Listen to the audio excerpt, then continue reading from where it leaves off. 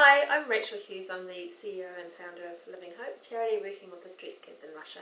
You're probably wondering why you haven't heard from me for quite a while, but it's been a real busy last couple of years. Last year we had heaps of teams up in Russia, and on one of those teams I met a wonderful man and I ended up getting married at the end of last year. Meeting Durham was actually quite a surprise. I really wasn't looking at getting married. I got quite content with being single, really loving my role with Living Hope, feeling fulfilled with what I was doing with the kids in Russia.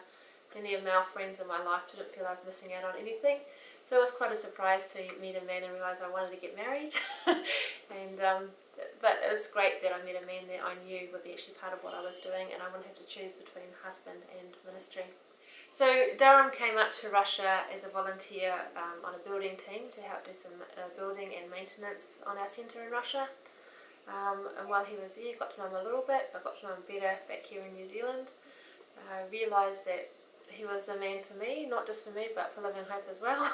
He's from the South Island, a real blokey bloke, put his hand to anything, and it's just absolutely perfect for being able to be part of Living Hope and where we're heading.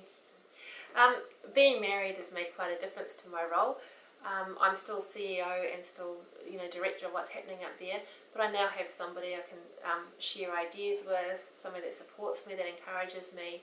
We discuss a lot of things together, so I'm getting a lot of input now, and it's great having a male perspective, and especially a perspective of somebody that's come from a similar past to some of our kids with alcohol and drugs in the background.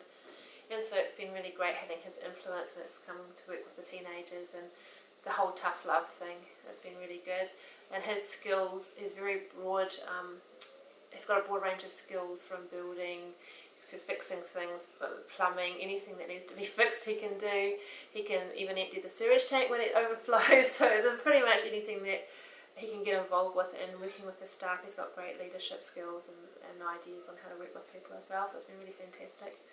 It's been real hard for Durham joining me in what we're doing in Russia, because he's always been a man that's worked for himself. He's had his own business down in Nelson when I met him doing landscaping, and so now he comes across to Russia. We spend 3 months over there where he can't work, comes back to New Zealand, he's got to try and find work for the few months we're in the country. So it's been a bit of a struggle, and often he'll have long periods of time without working, which is hard for any man, I reckon, especially now that he's got a wife and a family to support.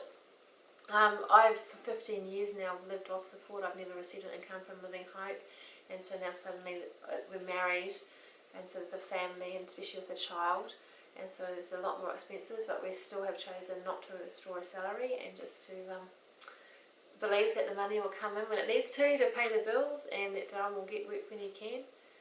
We've been offering opportunities for people to support us, $10 a week, and then he'll work on their properties whenever we're in the country for a day at a time or something. So it works out that people can get a pretty good deal because they get their work done around their house, and we know that we've got income coming in weekly to buy our food and pay our bills.